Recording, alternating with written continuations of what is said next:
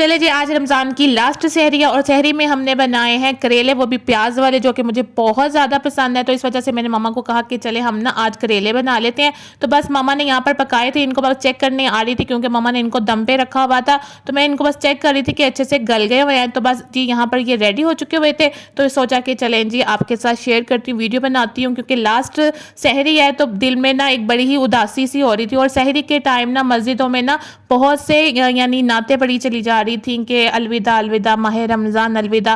तो बहुत ज़्यादा ना दिल में एक उदासी थी और आंखों में आंसू भी थे कि ये दिन और ये जो रौनकें हैं ना ये हमें नेक्स्ट ईयर मिलेगी। और पता भी नहीं चला कि रमज़ान इतनी जल्दी ख़त्म हो गए हैं। रमज़ान आने की हमें पहले बहुत ज़्यादा खुशी थी, अब बहुत ज़्यादा उदासी है इसके चले जाने से। आज जुम्मतुल अलविदा है। माशाल्लाह से इस बार रमज़ान में 5 जुम्मे आए। मुझे नहीं याद कि ऐसा कभी हुआ है कि नहीं हुआ कि रमज़ान में 5 जुम्मे आए हों। तो अल्लाह ताला ने एक और दिन हमें दे दिया रोज़ा रखने का, इबादत करने का। तो माशाल्लाह से रमज़ान का लास्ट रोज़ा जुम्मे के दिन इख्तिताम पज़ीर हुआ। अस्सलाम वालेकुम एवरीवन, आई होप आप सब ठीक ठाक होंगे। अल्हम्दुलिल्लाह से जी मैं भी बिल्कुल ठीक हूँ। और अभी तक जिन्होंने भी मेरे चैनल को सब्सक्राइब नहीं किया तो काइंडली वो पहले मेरे चैनल को सब्सक्राइब कर ले और साथ ही साथ बेल आइकॉन के बटन को प्रेस करना मत भूलिएगा। मेरी तरफ से और मेरे घर वालों की तरफ से रमज़ान का जुम्मतुल अलविदा आप सभी को बहुत बहुत ज़्यादा मुबारक हो। और अभी भी मैंने जुम्मे की नमाज अदा की है तो मैंने सोचा कि चले मैं इंट्रो कर लेती हूँ। और अल्लाह ताला से मैंने नमाज में यही दुआ मांगी है कि अल्लाह ताला इस रमज़ान में रखे गए रोज़ों को और की गई इबादत को अपने बारकाल्लाह में कबूल और मंजूर फरमाइएगा। और हमने अपने हक में जो जायज़ दुआ मांगी है अल्लाह ताला उनको कुन फरमा दे, क्योंकि अल्लाह ताला के एक कुन की मोहताज है हमारी जायज़ दुआएं। तो अल्लाह ताला से यही दुआ की है। आप सब भी अपने हक में बेहतरीन दुआ मांगे। आज जुम्मतुल अलविदा है, जितना हो सके आप दुरूद शरीफ पढ़ें तो अल्लाह ताला दुरूद शरीफ बहुत जल्द कबूल करते हैं। आज जुम्मतुल अलविदा है, जितना हो सके आप दुरूद शरीफ अदा करें। जो भी आप काम करें ना तो आप दुरूद शरीफ का विर्द जारी रखें, क्योंकि आज जुम्मतुल अलविदा है। इस जुम्मे की जो फजीलत है ना वो आपको नेक्स्ट ईयर ही मिल सकती है, क्योंकि ये 5 यानी जुम्मे आए थे इस रमज़ान में। तो अल्लाह ताला से जितना हो सके गिड़गिड़ा कर अपने हक में बेहतरीन दुआ मांगे। तो चले जी, आज आखिरी रोज़ा है। रोज़े की जो रौनकें थी, जो इफ्तार में जो सहर में रौनकें हुआ करती थी कि फटाफट से सहर बनाना, इफ्तार की तैयारियां करना, वो बस ख़त्म हो चुकी हुई है। लास्ट सहर तो हमने रख ली हुई है, अब बस हम लास्ट इफ्तारी करेंगे और लास्ट इफ्तारी ही बनाएंगे। जब हम रमज़ान की आखिरी सहरी करे थे ना, मीन्स के रात को जब हमने सहरी की तो मस्जिदों में एक ही नात पढ़ी चली जा रही थी, अलविदा अलविदा माह रमज़ान अलविदा। तो वो ना नात सुनकर ना दिल में बहुत ही उदासी हो गई थी। जब हम सहरी कर रहे थे ना तब इतना फील नहीं हुआ, जब वो नात सुनकर दिल में एकदम से उदासी आई है ना तो वो बड़ा ही बेचैन हो गए थे हम लोग। क्योंकि रमज़ान मेहमान है, मेहमान जब भी घर में आते हैं तो रौनक हो जाती है और जब घर से जाते हैं तो एकदम से सुनाटा खामोशी सी हो जाती है। तो सेम वैसे ही है, रमज़ान मेहमान बनकर आए, हमें आदत हो गई सहर बनाने की, इफ्तार बनाने की, तो तैयारी करने की भी आदत हो चुकी हुई थी। तो अब लास्ट सहरी कर लिया है, अब जब हम कल करेंगे वो आम रूटीन की तरह हम लोग डिनर करेंगे, सहरी तो नहीं कर सकेंगे। तो वो भी एक रौनक ख़त्म हो जाएगी। इफ्तार है, आज रौनक होगी, टेबल सजाएंगे, इफ्तार में चीज़ें बनाएंगे, कल नॉर्मल रूटीन की तरह खाना बनाएंगे, ब्रेकफास्ट लंच डिनर। तो जो रमज़ान की रौनक थी ना वो नहीं होगी। तो बस ये आज लास्ट इफ्तारी हमने करनी और बनानी भी है। तो बस ना एक दिल में बड़ी उदासी सी हो रही है, दिल ही नहीं करा कि रमज़ान जाए। तो लेकिन बहरहाल मेहमान है, मेहमान आते अपनी मर्ज़ी से और जाते भी अपनी मर्ज़ी से हैं। तो चलें जी, बस अब हम लोग इफ्तार बनाते हैं। और आज माशाल्लाह से चांद रात भी है, बहुत सी तैयारियां करने वाली पड़ी हुई हैं। तो चलें चलते हैं, पहले किचन में चलते हैं, इफ्तार बनाते हैं और देन उसके बाद फिर देखते हैं कि चांद रात को हम क्या तैयारियां करते हैं। लास्ट सहरी भी हमने रख ली थी, तो आज हम करने लगे हैं लास्ट रोज़ा इफ्तार। फिर उसके बाद जी रमज़ान टोटली ख़त्म हो जाएंगे। तो जब रमज़ान ने आना था तब बहुत ज़्यादा खुशी थी कि हम ये बनाएंगे वो बनाएंगे। तो माशाल्लाह से बनाते भी रहे हैं, तो लेकिन दिन का बिल्कुल भी पता नहीं चलता रहा कि रमज़ान इतनी जल्दी ख़त्म भी हो गया। और आज हम लास्ट रोज़ा इफ्तार करने लगे हैं। तो उसके लिए जी मैंने सोचा कि चले कुछ बना लेते हैं। और स्प्रिंग रोल इस बार मैंने इतने बनाए कि बना कर मैं थक गई थी। और जैसे जैसे जैसे रोजे कम होते चले जा रहे थे, खत्म होते चले जा रहे थे ना, हिम्मत भी बिल्कुल जीरो होती चली जा रही थी। तो आज बहुत ज्यादा हिम्मत कर कर ना मैंने आज रेसिपी बनाई है लास्ट इफ्तार के लिए। मैंने सोचा कि चले लास्ट रोजा है, चलें कुछ बना ही लेते हैं। तो मैंने स्प्रिंग रोल का भी मिक्सर रेडी कर लिया था और ब्रेड रोल का भी मैंने मिक्सर रेडी कर लिया था। तो इन दोनों की रेसिपी जो है ना वो मेरे दावत इफ्तार रेसिपी में मौजूद है, जिसने देखनी होगी वो वहां जाकर देख ले। इस बार की जो मैंने ब्रेड रोल की फिलिंग रेडी की है ना, उसमें मैंने बारीक कटी हुई गाजर भी ऐड कर दी थी। जो मेरे दावत इफ्तार में रेसिपी का जो व्लॉग है ना, उसमें मैंने जस्ट शिमला मिर्च ऐड की थी जब मैंने ब्रेड रोल की फिलिंग रेडी कर दी थी। इस बार जब मैंने ब्रेड रोल की फिलिंग रेडी की है ना, तो उसमें मैंने बारीक कटी हुई गाजर भी ऐड कर दी थी, उससे भी फ्लेवर बहुत ज़्यादा अच्छा आ गया था। तो मैंने जी स्प्रिंग रोल की और ब्रेड रोल की जो फिलिंग रेडी की थी ना, उसको मैंने ठंडा करने के लिए रख दिया था। मैंने कहा था कि उनको मैं बाद में फिल करूंगी। अब मैं न्यू रेसिपी बना रही हूँ, ये है जी चिकन बटरफ्लाई। और चिकन बटरफ्लाई बनाने के लिए मैंने चिकन के क्यूब्स लिए थे 1-1 इंच के और मोटे वाले लिए थे। चिकन बटरफ्लाई बनाने के लिए चिकन को पहले मैरिनेट करना बहुत ज़्यादा ज़रूरी है, तो इस वजह से मैंने इसकी मैरिनेशन स्टार्ट कर दी है। सबसे पहले मैंने चिकन लिया, चिकन को मैंने 1-1 इंच के क्यूब्स पे मैंने इसको कट कर लिया था। उसके बाद इसके अंदर मैंने ऐड कर दिया नमक, लाल मिर्च, काली मिर्च, गरम मसाला भी ऐड कर दिया था और साथ ही साथ इसके अंदर 1 चम्मच पूरा भरकर मैंने तंदूरी मसाला ऐड कर दिया था। इस बार तंदूरी मसाला मामा नेशनल वालों का ले आई थी, वरना अदरवाइज तो मैं शान का ही यूज़ करती हूँ, क्योंकि शान का तंदूरी मसाला बेस्ट है, क्योंकि उसका कलर भी होता है। जो नेशनल का तंदूरी मसाला वो उसमें कोई कलर भी नहीं था, जस्ट सिर्फ फ्लेवर था। तो मुझे कलर भी लाना था, तो उसके लिए मैंने क्या किया कि मैंने नेशनल का तंदूरी मसाला लिया, उसके अंदर मैंने पेपरिका पाउडर थोड़ा सा ऐड कर दिया था कलर देने के लिए। अगर कोई तिक्का मसाला आपके पास है तो आप तिक्का मसाला भी ऐड कर सकते हैं, लेकिन मुझे तंदूरी मसाले का फ्लेवर लाना था, तो इस वजह से मैंने इसके अंदर तंदूरी मसाला ऐड किया था। अदरक और लहसुन का मैंने पाउडर भी ऐड कर दिया था। अगर पेस्ट होगा तो आप पेस्ट ऐड कर दे, मेरे पास पाउडर था तो मैंने इसके अंदर पाउडर ऐड कर दिया। चिली फ्लेक्स ऐड किया और साथ ही साथ अदरक और लहसुन का मैंने पाउडर भी ऐड कर दिया था। अगर पेस्ट होगा तो पेस्ट ऐड कर दे, मेरे पास पाउडर था तो मैंने पाउडर ऐड कर दिया। 1.5 चम्मच जो कॉर्नफ्लावर है ना, उसका हाफ मैंने कर लिया था मैदे का, और मैंने आधा चम्मच मैदे का ऐड कर लिया था और आधा अंडा मैंने ऐड कर लिया था इसके अंदर। ये तमाम चीजें डालकर ना इसको मैं अच्छे से मिक्स कर इसको मैरिनेट करने के लिए मैंने रख दिया था 20 से 25 मिनट के लिए, और बाहर ही रखा था, फ्रिज में नहीं रखा था मैंने। तो जी दिखने में चिकन बहुत ज्यादा कम लग रहा है, लेकिन जब इसको मैं चिकन बटरफ्लाई की शेप दूंगी ना, तो आप इसको देखना कि ये कितने ज्यादा बन जाते हैं। थोड़ी सी क्वांटिटी में ये इतने ढेर सारे बन जाते हैं। तो जी बटरफ्लाई बनाने के लिए, चिकन बटरफ्लाई बनाने के लिए ना, आलू को आपको इस तरह से लंबाई में कट करना होगा और बारीक कट करना होगा। बारीक कट करेंगे तभी ये फोल्ड होंगे, वरना ये फोल्ड बिल्कुल भी नहीं होंगे अगर इसको मोटा कट किया जाएगा। तो जी इसके सबसे पहले फिर मैंने क्या किया कि कॉर्नफ्लावर की मैंने एक पतली सी ना लही तैयार कर ली थी, जस्ट इसको डिप करना होगा आलूओं को। तो जी मैंने कॉर्नफ्लावर में पहले आलूओं को डिप करती थी, उसके बाद एक क्यूब्स उठाती थी चिकन का, उसके अंदर ऐड करना, एंड देन उसके बाद टूथपिक को मैंने आलूओं और चिकन के बीच में से गुजार करना, इसको यानी मैं शेप देती थी चिकन बटरफ्लाई की। अच्छे से देख लें इस चिकन बटरफ्लाई को मैं किस तरह से शेप दे रही हूँ, और इसको बस असेंबल करती चली जाऊंगी। और मैं इसकी जो कॉर्नफ्लावर की जो मैंने लही तैयार की है ना, बहुत ज़्यादा रनी सी की है और इसकी कंसिस्टेंसी बिल्कुल पानी की तरह है। तो बस ये आलूओं को पहले कॉर्नफ्लावर के जो इस बैटर में इसको डिप करना, ताकि अच्छे से ना क्रिस्पी कलर भी आ जाए और क्रिस्पीपन भी रहे आलूओं में।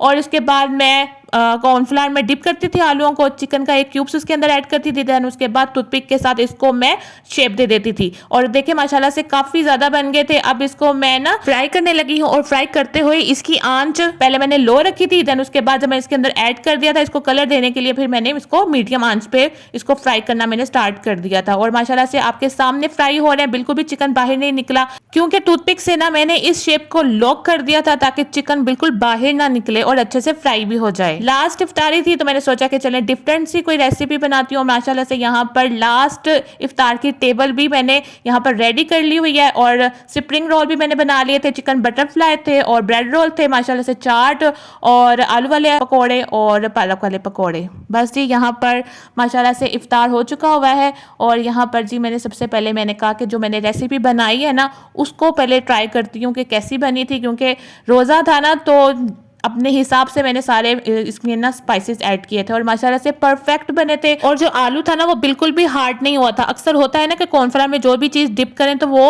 हार्ड हो जाती है, तो ये बिल्कुल भी हार्ड नहीं थे, सॉफ्ट बने थे, क्योंकि मैंने जो कॉर्नफ्लावर की कंसिस्टेंसी थी ना वो बिल्कुल पानी की तरह रनी रखी थी, तो इस वजह से ये बिल्कुल भी हार्ड नहीं हुए हैं। और चिकन में जितने भी स्पाइसेस थे वो बिल्कुल परफेक्ट बने थे और ये बेस्ट रेसिपी बनी है मेरी, सबने बहुत ज़्यादा तारीफ की थी। इफ्तार करने के बाद मैंने फ़ौरन से बाजार के लिए निकल पड़ी पड़ी, क्योंकि मैंने कहा कि मैं बाकी के काम घर आकर करूँगी, पहले मैं बाज़ार का काम कराती हूँ क्योंकि रश बहुत ज़्यादा हो जाएगा। अगर मैं देर से निकलती, जल्दी भी निकली, फिर भी रश बहुत ज़्यादा था। सॉफ्ट टच वालों का वाइटनिंग पाउडर है जी, है वो ठीक है।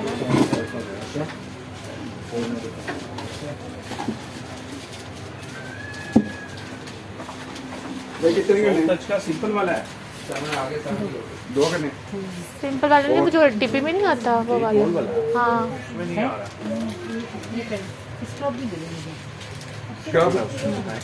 इसमें से पैकिंग चेंज हो रही है उनकी ना, जैसे ये है, ये ब्रीच है, ये इनकी नई पैकिंग आ गई है। इसमें से पिछले जो है ना पैकिंग छोड़ दी। तो स्क्रब नहीं है, स्क्रब मिल जाएगा, वो दे दीजिए। ये स्क्रब भी है, ये ना वाइटनिंग स्क्रब और वाइटनिंग ये है। बस वाइटनिंग पाउडर चाहिए था, वो है नहीं। तो किसी और को दे दूं वाइटनिंग पाउडर? अपन अच्छी मैं कंपनी का हो, दो छह हुए वो दिखा दीजिएगा।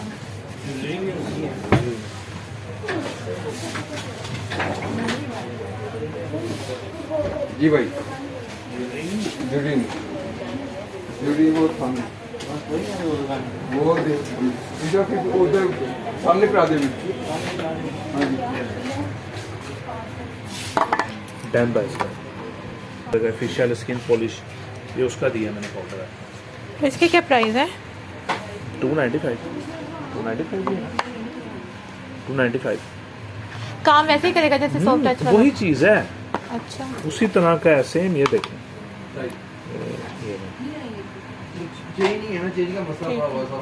ये दो चीज़ें तो और बताएं। बॉब का मस्कारे का क्या रेट चल रहा है? बॉब का मस्कारा 600 का भी है, 695 है, अपना 600 है, 695 है, 750 है, मुख्तलिफ प्राइस है।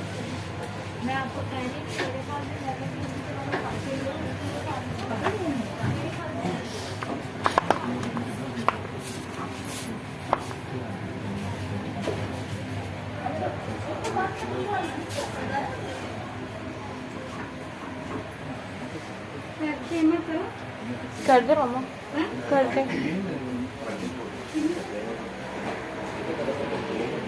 जानिए की पैसे ना 2 में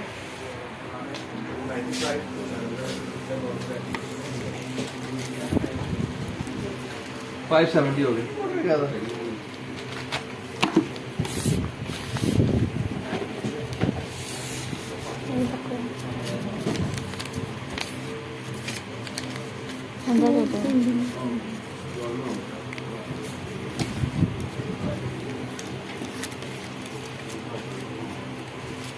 ईद मुबारक।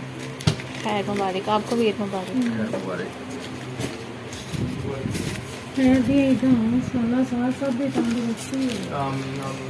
बेचारे बड़े सफेद फूल पे मारे गए बेचारे, बहुत खराब था, आपने बहुत मंगाई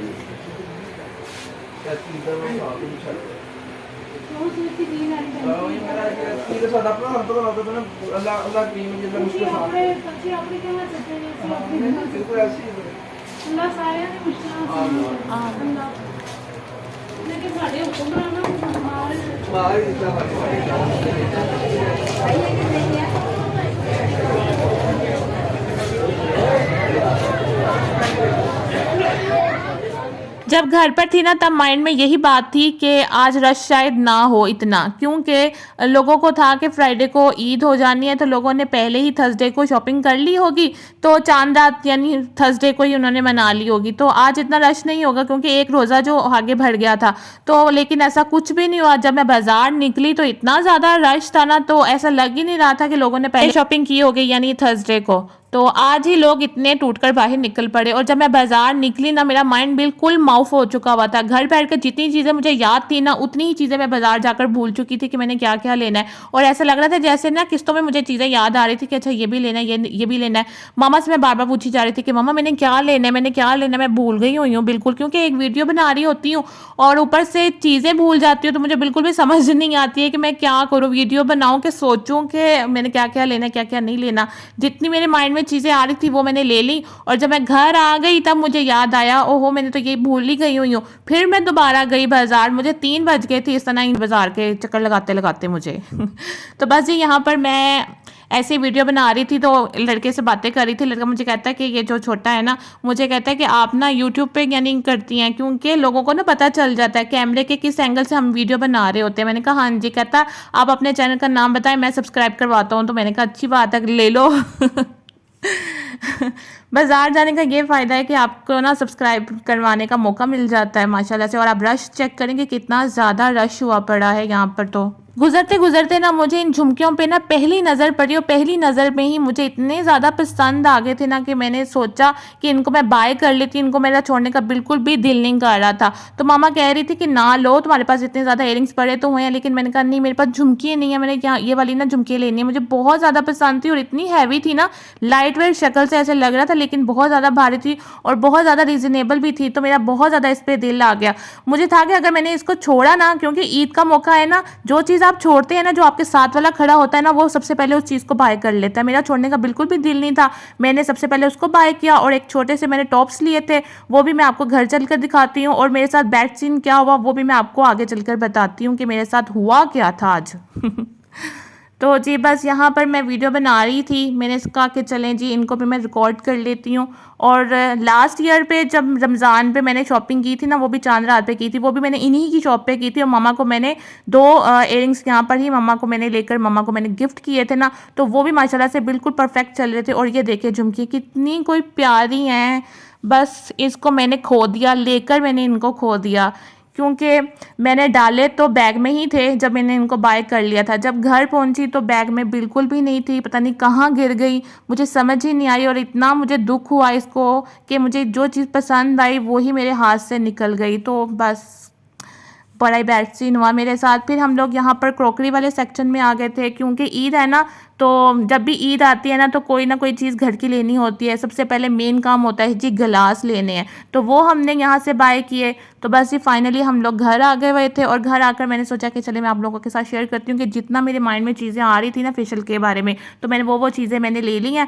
और मैंने स्क्रब लिया, वाइटनिंग पाउडर लिया, जो मैं सॉफ्ट टच का वाइटनिंग पाउडर लेती हूँ वो इस बार बिल्कुल भी शॉर्ट हुआ पड़ा है, क्योंकि वो कह रहे हैं कि उनकी पैकिंग चेंज हो रही है, तो इस वजह से ना शॉर्ट हुआ पड़ा है। तो फिर मैंने दूसरी कंपनी का ले लिया, वो मैं इस बार ट्राई पहली बार ही करूँगी, तो फिर मैं बताऊंगी कि कैसा रहा है। साथ में मैंने शाइनर लिया, सूथिंग लोशन लिया और क्लींजिंग मिल्क लिया। क्लींजिंग इस बार मैंने ना सॉफ्ट टच वालों का ले लिया, क्योंकि उन्होंने कहा कि ये बड़ा अच्छा है, आप ये भी एक बार ना यूज़ कर देख लें। क्योंकि मैं सारी चीज़ें सॉफ्ट टच वालों की ले रही थी ना, तो मैंने लेना था पॉन्ड्स का क्लींजिंग मिल्क, लेकिन उन्होंने कहा कि आप ये वाला ट्राई करें। तो मैंने सोचा कि चले ये भी ले लेती हूँ। जब मैंने इसके प्राइस सुने तो मैं हैरान रह गई। मैंने कहा इतना कोई रीज़नेबल, जस्ट 95 का। और जो पॉन्ड्स का था वो आई थिंक 300 समथिंग कुछ का था, और मैं वही यूज़ करती थी हर बार। तो मैंने ये वाले टॉप्स लिए थे अपने सेकंड कान पे, यानी सेकंड जो छिदवाया हुआ है ना उस पे डालने थे। और जो झुमकी थी वो मेरे हाथ से पहले ही निकल चुकी हुई थी, और उसका मैं दुख अभी तक भूल नहीं पा रही हूँ। और साथ में मैंने मस्कारा लिया था बॉब का, जिसका मैंने बहुत ज़्यादा रिव्यू अच्छे सुने हुए थे, तो मैंने सोचा कि मैं ये ले लेती हूँ। और मैं चीज़ें भी वही लेती हूँ, उस चीज़ पर मैं ज़्यादा इन्वेस्ट कर लेती हूँ जिसके रिव्यू अच्छे हों, और अच्छे से मैं उनके पहले रिव्यू देख कर देन उसके बाद मैं कोई चीज़ पे अपना इन्वेस्ट करती हूँ। और इस बार मैंने जब बॉब के रिव्यू सुने थे ना, तब मुझे ना बड़ा ही अच्छा लगा। मैंने कहा चलें इसको बाय करती हूँ। और रिव्यू में कहा जा रहा था कि ये जो बॉब का मस्कारा है ना, ये बड़ा ही अच्छा है, और इससे ना आईलैशेस लॉन्ग भी हो जाते हैं और बहुत अच्छे से ना कर्ल भी कर देता है, और इसका यानी कोई मुकाबला और मस्कारा नहीं कर सकता। तो इस वजह से फिर मैंने इसको बाय कर लिया। तो फिर मैंने सोचा कि रिव्यू अच्छे हैं तो मैं इसको बाय कर लेती हूँ। अब मैं इसको ट्राई करूँगी, और ट्राई कर फिर मैं आपको अपने रिव्यू बताऊँगी कि ये बॉब का मस्कारा कैसा रहा।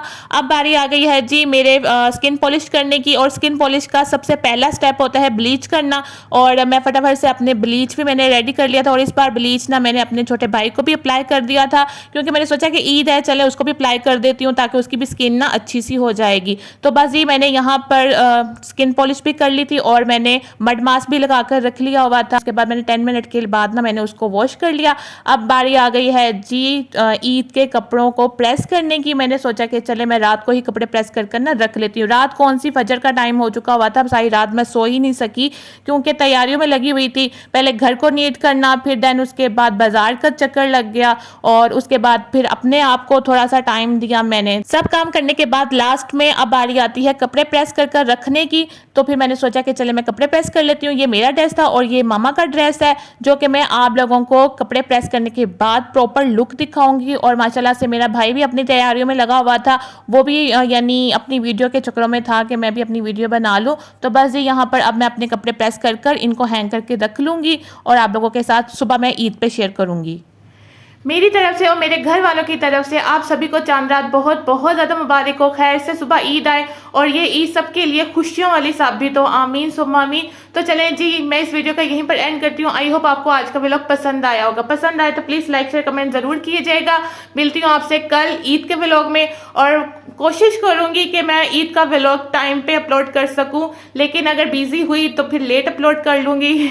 तो तब तक के लिए मुझे दीजिए इजाज़त। मिलती हूँ आपसे कल ईद के व्लॉग में। तब तक अपना बहुत ज़्यादा ख्याल रखिएगा, मुझे दुआ में याद रखिएगा। ओके जी, अल्लाह हाफिज़, बाय बाय।